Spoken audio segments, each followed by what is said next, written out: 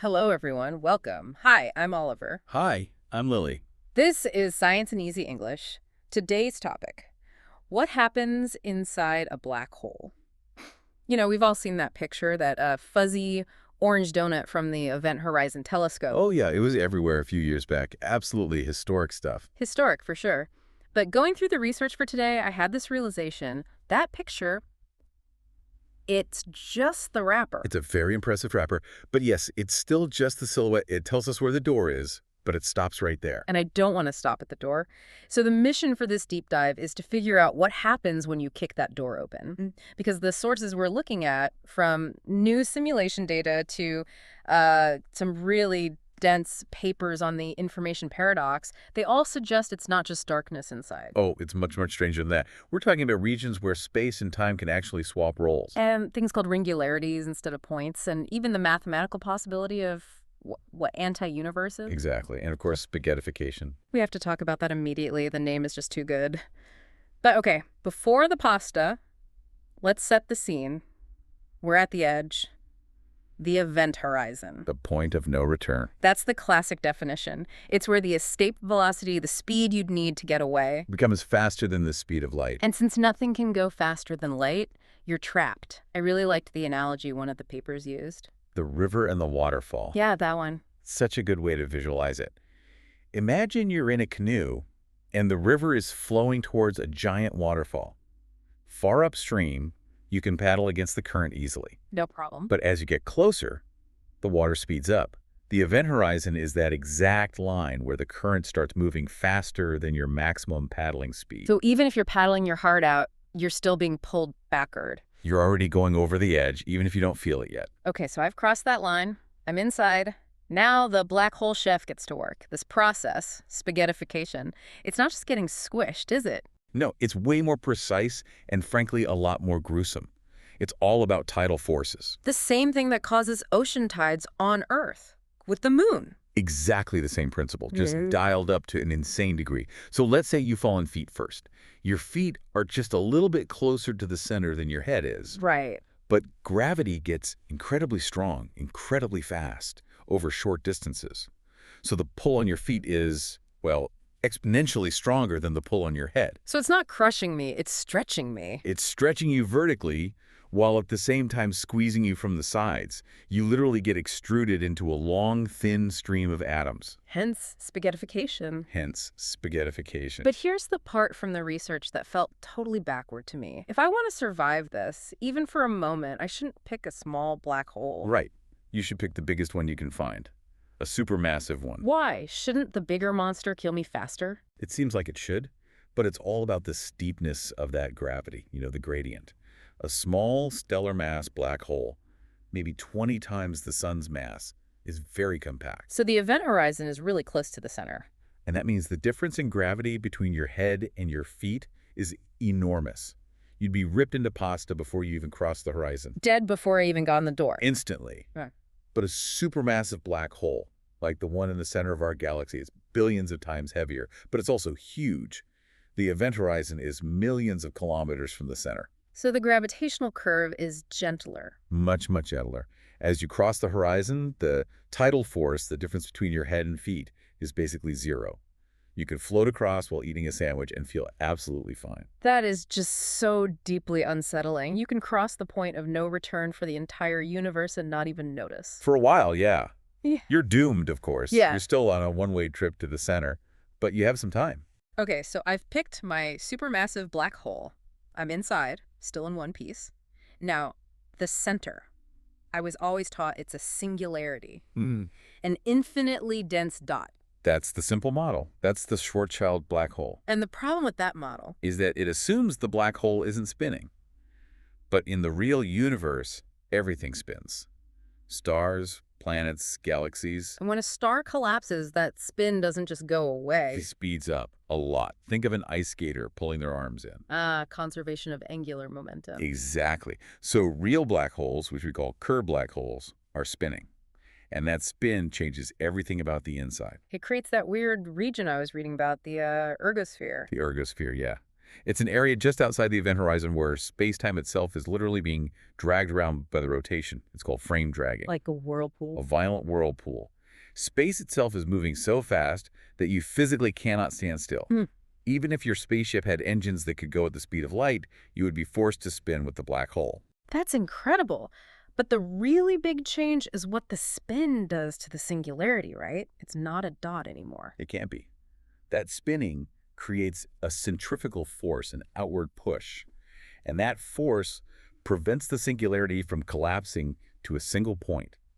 It spreads it out Into a ring. into a ringularity. I love that word. It sounds like something from a sci-fi movie, but it actually makes perfect sense. It's a one-dimensional ring. No thickness, but it has a real radius. And that changes your fate completely. Yeah.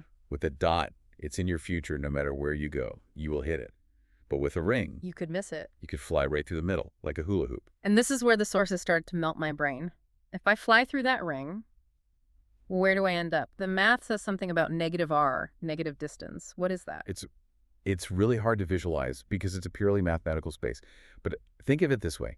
In our universe, gravity pulls. It's attractive. But the Kerr solution suggests that if you pass through that ring, you enter a region where that coordinate r flips to negative, and in that negative r space, gravity acts repulsively. It pushes. Anti-gravity. Exactly. It would push you away from the ring. Some physicists interpret this as a gateway, a wormhole to a different part of space-time, or even an anti-universe where the rules are sort of inverted. So, in theory, a black hole isn't a dead end, it's a tunnel. According to pure general relativity, yes. It looks like a tunnel. It even implies you could have these things called closed time-like curves near the ring. Which is the fancy physics term for time travel. Correct. Mm-hmm. The warping of space and time is so extreme that you could theoretically loop back and meet your past self. All right, this sounds way too good to be true. I fall in, I survive, I fly through a ring, I find an anti-universe, and I can go back in time. There has to be a catch. There is, and it's a devastating catch. It's called the Kachi Horizon, or, more poetically, the Blue Wall. That does not sound friendly. It's not. Think about time dilation. As you fall in, you look back out at the universe. From your perspective, that universe outside is speeding up, right? Right, because my time is slowing down relative to everyone else. So if you were to approach this inner boundary, this Kachi Horizon, you would see the entire future history of the universe flash before your eyes in an instant. The entire future. Stars burning out, galaxies colliding. Everything. Billions upon billions of years of cosmic history. But it's not a movie. That history is being carried by light, by photons. So every photon that will ever fall into that black hole from the future. All hits you at the exact same moment. Oh! It creates what's called an infinite blue shift. The energy of that light becomes infinite. That's a wall of radiation so powerful it would vaporize you and anything else instantly. So the door to the time machine is welded shut by all the energy of the future. That's the leading theory. It's a concept called cosmic censorship. The universe protects itself. It fries you before you have a chance to go back and break causality. The universe does not want us messing with the timeline.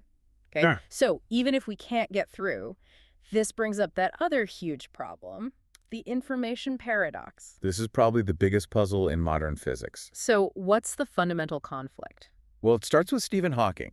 He showed that black holes aren't totally black. They leak a tiny bit of energy, Hawking radiation, Okay. and over unimaginable amounts of time, they radiate away all their mass and poof, they evaporate, they're gone. So the trash can eventually empties itself.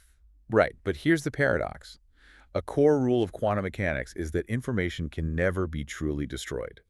If you burn a book, you could theoretically reconstruct it from all the ash and smoke. The information's just scrambled.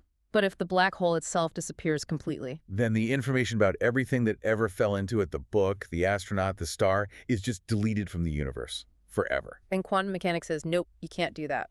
It breaks one of the most fundamental laws we have. So for decades, this was a massive crisis. But the newer papers, the ones from the last few years, they propose a solution involving islands. Yes, entanglement islands. It's a brand new idea, and it is pretty mind-bending. But the math seems to work. So what is an island in this context?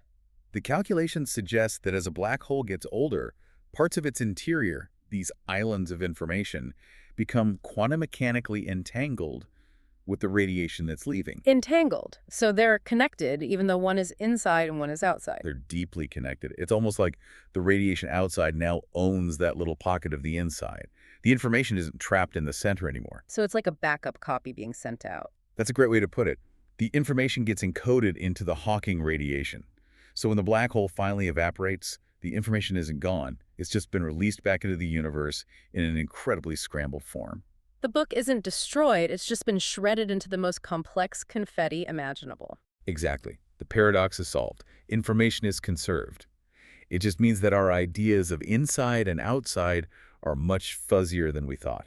We've been talking so much theory here, rings, walls, islands. Are we ever gonna, actually see any of this? Well, we're getting so much better at it. Yeah. Those new simulations from late 2025 out of the Flatiron Institute are a huge leap. Right. What's new about them? They're the first to simulate everything at once. General relativity, magnetism, radiation, all without taking shortcuts. Yeah. And what they show is that a black hole is a cosmic engine. Not just a quiet, dark void. Not at all. It's violent, turbulent. You see magnetic fields snapping and reconnecting, glowing plasma churning. And one really cool thing, the smaller stellar mass black holes, their light flickers. Flickers how? Like on a time scale of minutes or hours. They're not steady. They're these buzzing, frantic beasts compared to the slow and steady supermassive ones. And beyond simulations, there's an actual mission being planned. The BHEX. The Black Hole Explorer. It's a proposed space telescope, maybe launching around 2031. And its goal is super specific. It wants to image the photon ring. Which is different from the fuzzy donut we already saw. Very different. The donut was the shadow. The photon ring is a razor-thin, super sharp circle of light that has actually orbited the black hole, maybe multiple times, before escaping. It's right on the edge. So we'd be looking right down the barrel. It would be the sharpest image in astronomical history. And if we can measure that ring precisely, we can measure the black hole's spin perfectly and test if all this wild Kerr geometry is actually correct. It really feels like we're moving from philosophy into actual measurable data. We are. It's an amazing time. So just to recap, we've gone from the surprising safety of falling into a giant black hole to a spinning ringularity at its core. We visited a potential anti-universe, only to get blocked by a wall of fire made from the future. And we found a way to save all the lost information with these quantum islands that sort of poke out. It's been a journey. There is one last thing from the reading I want to leave everyone with. It's this idea of perspective. The observer paradox. Yeah. If I'm floating in space and I watch you fall into a black hole, I never actually see you cross the event horizon. From your point of view, my time slows down. It slows down until it stops. You just get redder and dimmer, and you seem frozen on the edge of that hole for eternity. To me, you never make it in. But to me, the person falling, I cross in an instant. No drama. I go straight through and head towards the ringularity. So I see you freeze forever, but you feel yourself fall instantly. Do those two realities ever meet? Does one have to be wrong? Or is the universe just built in a way where truth really depends entirely on where you're standing? A question to keep you up at night. Thanks for listening to Science in Easy English. Goodbye, everyone. Keep wondering.